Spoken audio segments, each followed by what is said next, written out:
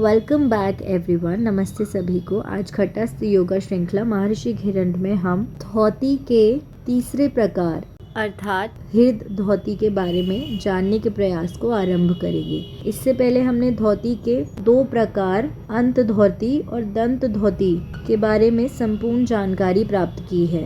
चलिए हृद धौती के बारे में जानते हैं। हृदय का अर्थ है हृदय, धौती का अर्थ है स्वच्छता और हृदय की सफाई में हम शरीर के 3 हिस्सों की सफाई करेंगे।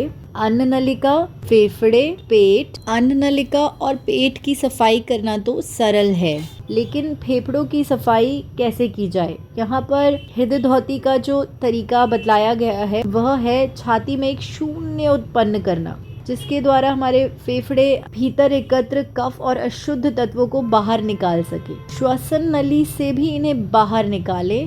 और हृदय धौती भी 3 प्रकारों में बांटी गई है। पहला है दंड धौती, दूसरा वमन धौती और तीसरा है वस्त्र धौती। चलिए दंड धौती को समझने का प्रयास करते हैं। आज सबसे पहले विधि समझते हैं। केले के डंडे, हल्दी के डंडे या बेंत को हृदय के मध्य डालकर उसको चलाना है। इसका एक तरीका है।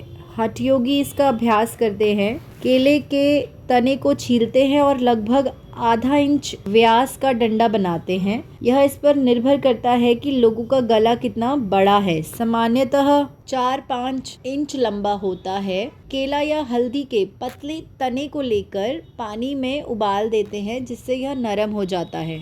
बेंत के डंडे को अच्छी तरह साफ कर देते हैं। यह भी बहुत पतला होना चाहिए। इसे हाथ में लेकर हठयोगी सिर को ऊपर करते हैं। जब सिर को ऊपर करते हैं एक विशेष स्थिति में लाते हैं, तब अन्न नलिका सीधी हो जाती है। जैसे सर्कस आदि में देखते हैं लोग सिर को ऊपर उठाकर तलवार को मुंह के भीतर घुसा देते हैं, उसी प्रकार हठ योगी डंठल को घुसाता है। उस डंठल को छोड़ना नहीं, पकड़े रहना है। उसे पकड़कर हम जितना अंदर डाल सकते हैं डालना है और कुछ समय तक उसे थोड़े से कंपन के द्वारा गर्दन में हिलाना है। उससे वमन की इच्छा उत्पन्न होती है। फिर डंडे को निकाल देते हैं और उसके साथ साथ जो निकलता है, चाहे कफ हो, चाहे पित्त हो, चाहे श्लेष्मा हो, उसे बाहर थूक देते हैं।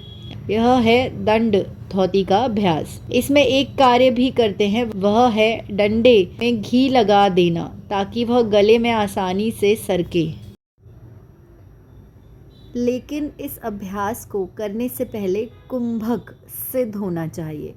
जब तक हम श्वास लेते रहेंगे ये अभ्यास होगा ही नहीं, क्योंकि गला फैलेगा और संकुचित होगा। श्वसन नलिका फैलेगी और संकुचित होगी।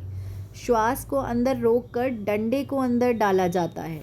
डॉक्टर भी ऐसा करते हैं। उनके पास प्लास्टिक की एक समतल चीज़ होती है जिसे जीभ के ऊपर रख कर गले के भीतर ले जाते हैं। उससे भी वमन की इच्छा होती है।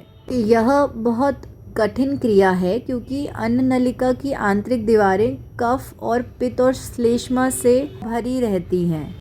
यह सभी क्रियाएं प्रशिक्षित गुरु की देखरेख में ही करनी चाहिए। यहाँ तक सुनने के लिए धन्यवाद। अब कल जारी रखेंगे।